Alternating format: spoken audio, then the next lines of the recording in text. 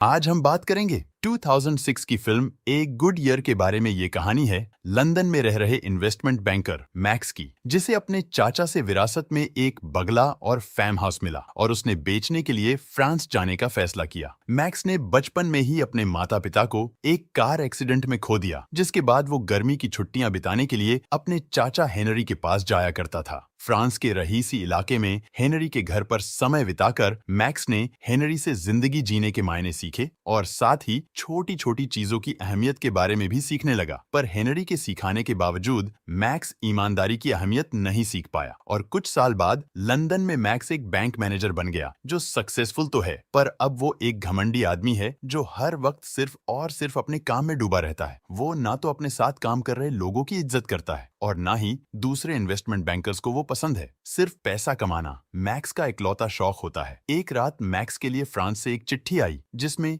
Henry की मौत की खबर थी। वो पहले तो इस खबर से थोड़ा निराश हुआ, पर अगली सुबह फिर से अपने काम पर लग गया और केनी नाम के आदमी की वजह से अपने दुश्मनों की गालियां सुनने लगा, जिसकी उसे आदत हो चुकी थी। तब जेमा ने उसे बताया कि हेनरी ने अपनी बिल में 20 साल पहले ही अपनी सारी प्रॉपर्टी मैक्स को लिखी थी, क्योंकि मैक्स वो इकलौता आदमी है जिसका हेनरी के साथ खून का रिश्ता है। उसे विरासत में हेनरी की जायदाद मिलेगी और जायदाद पाने के लिए उसे फ्रांस जाना होगा। मैक्स फ्रांस जाने के लिए राजी नहीं था, पर जेमा से बात करके उसे पछतावा हुआ कि वो इतना मतलबी बन गया है कि कभी हेनरी से उसने बात तक नहीं की। उसी रात अपने दोस्त चार्ली से मिला, जो रियल एस्टेट के बारे में अच्छी जानकारी थी। मैक्स ने फ्रांस में बिताया हुआ अपना बचपना और अंकल हेनरी के बारे में बताता है। मैक्स चार्ली को अपने अंकल के प्रॉपर्टी के बारे में डिस्कस करता है। चार्ली उसे बताता है कि तुम्हारे अंकल की प्रॉपर्टी प्रेजेंट टाइम में 9 से 10 बिलियन डॉलर है। यह सुनकर मैक्स उसे बेचने के बारे में सोचने लगा और अगले ही दिन वो फ्रांस के लिए रवाना हुआ। फ्रांस पहुंचने पर जेमा ने मैक्स को एक छोटी सी गाड़ी के रूप में एक तोहफा दिया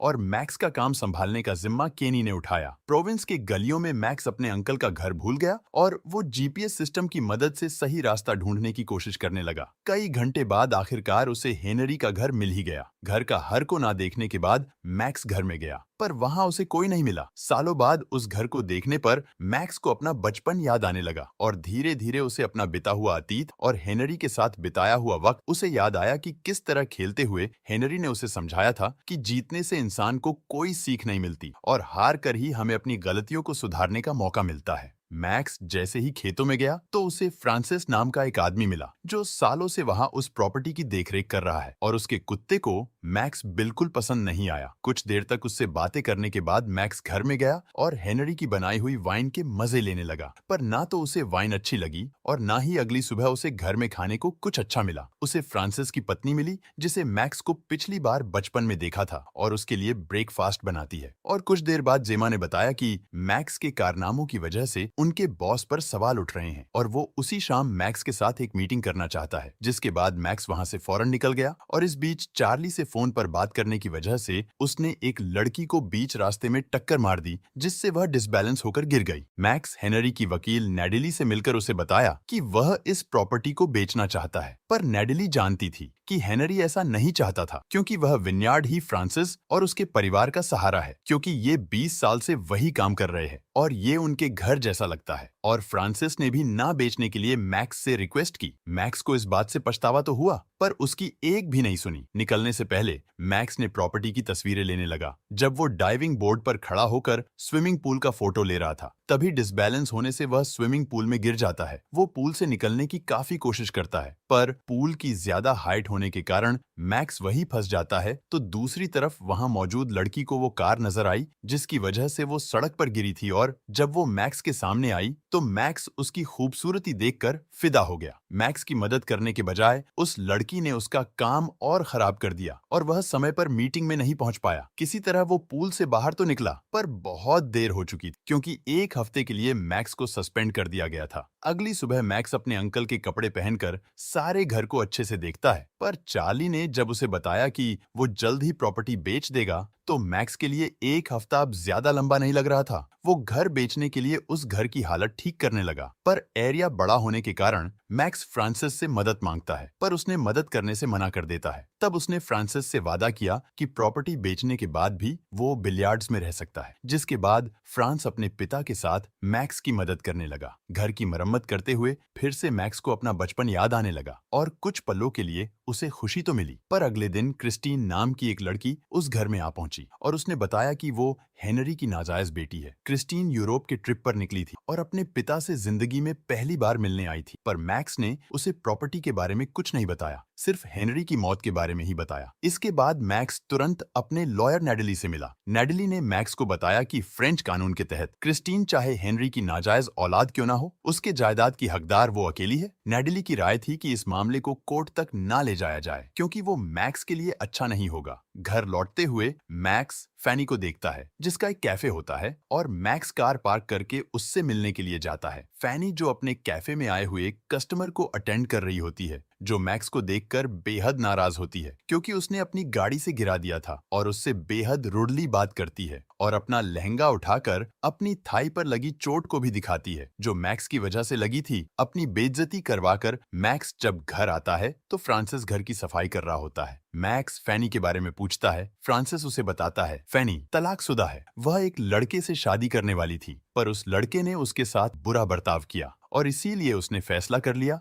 कि वो किसी मर्द को अपने करीब नहीं आने देगी। कुछ वक्त और फ्रांसिस एक दूसरे के साथ टेनिस खेलने लगे। टॉमी ने भी उनका इस खेल में खूब साथ दिया और खेल के साथ उन दोनों की दोस्ती होने लगी। और उसी रात मैक्स क्रिस्टीन के साथ डिनर कर रहा होता है, जिसे अपने अंकल की बनाई हुई वाइन देता है, और वह नोटिस भी करता है कि क्रिस्टीन को वाइन के बारे में काफी जानकारी है। मैक्स को बताती है जो हम लोग वाइन पी रहे हैं इसकी प्राइस यूएस और यूके में हजारों डॉलर की है। क्रिस्टी को वाइन के प्रति इंटरेस्ट देखकर मैक्स ये मानने को तैयार नहीं होता। ये अंकल हेनरी की नाजायज बेटी है, और वो ये कहता है कि मेरे अंकल का बहुत सारी औरतों के साथ अफेयर था, पर वो कभी बच्चा पैदा करने की बेवकूफी नहीं कर सकते, क्योंकि उन्हें कभी रिलेशनशिप या शादी में कोई इंटरेस्ट नहीं था। मैक्स की ये सब बातें सुनकर क्रिस्टी अपना खाना लेकर अपने कमरे में चली जाती है। अगले दिन जब मैक्स फिर से फैनी से मिलने उसके कैफे गया तो उसे परेशान देखकर उसकी मदद करने की कोशिश करने लगा। मैक्स को अपने रेस्टोरेंट में काम करते और कस्टमर को संभालते देख फैनी को वो पसंद आने लगा। पर काम खत्म होने के बाद जब मैक्स ने उससे बात करने की कोशिश की तो फैनी ने उससे बुरा बर्ताव किया। निराश होकर मैक्स बाहर तो गया, पर उसने अब भी हार नहीं मानी और वही बाहर बैठ गया। जब फैनी कैफे बंद करके जा रही होती है तो मैक्स को बाहर बैठा देख उसके साथ डेट पर जाने के लिए मान गई। शाम को मैक्स फ्रांसिस के घर डिनर पर गया, जहां फ्रांसिस के पिता फ्रांसिस की बनाई वाइन पीना नहीं चाहते थे। वो वही वाइन लेकर आए जो मैक्स और क्रिस्टीन ने पी थी, और मैक्स को बताया गया कि ये वाइन सबसे बेहतरीन वाइन है, पर ये कोई नहीं जानता कि इस वाइन को कौन बनाता है। कुछ समय बाद शराब के नशे में मैक्स कहने लगा कि इस बात का कोई सबूत नहीं है कि क्रिस्टीन हेनरी की ही बेटी है, और जवाब में क्रिस्टीन सिर्फ ये कहा कि वो अपने पिता के बारे में जानना चाहती थी और उसका कोई और इरादा नहीं। वो नशे में वहां से चली गई, और जब मैक्स उसके पीछे गया तो उसे वह खेतों के बीच मिली। किसी तरह वो क्रिस्टिन को घर तक ले आया और क्रिस्टिन मैक्स से कहने लगी भले उसको अपना कजन ना माने, पर वो उसके अंकल हेनरी की ही बेटी है, और वो प्रॉपर्टी पर हक जमाने नहीं बल्कि वो अपने फादर का घर देखने आई थी, क्योंकि वो बिना फादर की बड़ी हुई है। क्रिस्टिन को सुलाने के बाद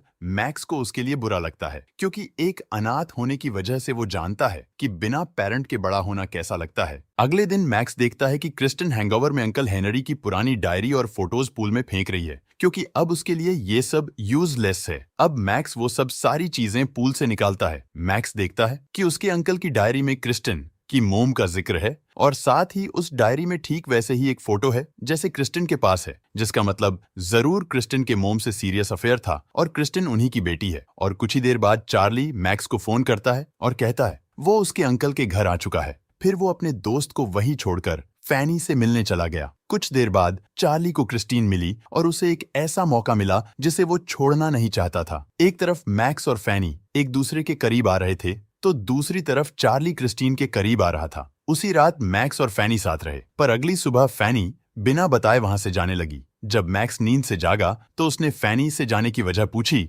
और जवाब में फैनी ने कहा कि मैक्स अपना काम करके वापस लंदन जाने वाला है और इसलिए वो दोनों कभी एक साथ नहीं रह सकते। उसने कहा कि मैक्स की जिंदगी लंदन में और उसकी जिंदगी प्रोविंस में है। उसी दिन मैक्स ने चार्ली को बता दिया कि वो फैनी से बहुत प्यार करता है और वो शायद इस घर को बेचना नहीं चाहता। चार्ली के जवाब से मैक्स को समझ आया कि उसने अपनी जिंदगी पैसे कमाने में ही बीता दी और ना तो उसे कोई आराम मिला और ना ही कोई खुशी। विनयार्ड में कुछ समय बिताने के बाद फ्रांसिस उसके सामने आया और उसने बताया कि विनयार्ड इंस्पेक्टर को उसने पैसे दिए थे और उससे कहा था कि वो मैक्स से कहे कि ये मिट्टी खराब है, ताकि खराब मिट्टी के बारे में सुनकर मैक्स इस प्रॉपर्टी को ना बेचे। उसने ये भी बताया कि प्रोविंस की सबसे महंगी और बेहतरीन वाइन हेनरी और मैक्स ने खुद बनाई थी, पर आज तक हेनरी ने ये बात मैक्स को नहीं बताई। उसने कहा कि हेनरी कभी अपनी जमीन मैक्स को देना नहीं चाहता था क्योंकि मैक्स एक मतलबी आदमी बन गया था, पर यह बात वह अपनी बिल में लिख नहीं पाया। जब मैक्स ने बताया कि वह जमीन बेचने वाला है तो फ्रांसिस ने कहा कि उसने जमीन नहीं अपने अंकल की आत्मा को बेचना चाहा है जो मैक्स से बेहद प्यार करते थे। अगली सुबह क्रिस्टीन घर से निकलने लगी। इससे पहले कि वो वहां से चली जाती, मैक्स ने उसे किताब दी और अलविदा कहकर वहां से चला गया। उस किताब में हेनरी की आखिरी चिट्ठी थी जिसमें उसने क्रिस्टीन के बारे में लिखा था और यह भी लिखा था कि वो चाहता है मैक्स क्रिस्टीन को ढूंढकर उसकी सारी प्रॉपर्टी दे दे। सच तो ये था कि हेनरी के नाम से वो चिट्ठी मैक्स ने ही लिखी थी ताकि क्रिस्टीन को उसका हक दे दे, और बिना जमीन बेचे वो लंदन चला गया। और जेमा ने अपने सामने एक बदला हुआ मैक्स को देखा। मैक्स को उसके बॉस नाइजेल ने अपने पास बुलाया और उस पर चिल्लाने लगा। नाइजेल के आसपास की खोखली दुनिया को देखकर मैक्स को एहसास हुआ कि उसकी नाइजेल की तरह बनने की कोशिश हमेशा से उसकी एक गलती थी। मैक्स को उस दिन याद आया कि वो बचपन में फैनी से मिला था जब हेनरी और फैनी की माँ एक दूसरे के दोस्त थे। फैनी तब से ही मैक्स को पसंद करती थी और उसने उसके कान में कुछ कहा था जो मैक्स को अब याद आ गया है। अंत में अपनी नौकरी छोड़कर और लंदन का अपना घर बेचकर मैक्स प्रोविंस वापस चला गया और उसे अपने सामने देखकर फैनी बहुत खुश हुई। मैक्स ने उसे माफी मांगी और कहा कि वो फैनी से शादी करना चाहता है और यही प्रोविंस में रहना चाहता है। उसने फैनी से वो बात कही जो बचपन में फैनी ने उसके कान में कही थी और मैक्स वही इंसान फिर से बन गया जिसे उसने खो दिया था। क्रिस्टीन और मैक्स दोनों ही उस घर में रहने लगे और वाइन का काम क्रिस्टीन संभालने लगी। फैनी और मैक्स ने एक दूसरे से शादी कर ली। आखिरकार मैक्स को खुश देखकर हर कोई खुश हुआ और ये मूवी यहीं पर खत्म हो जाती है।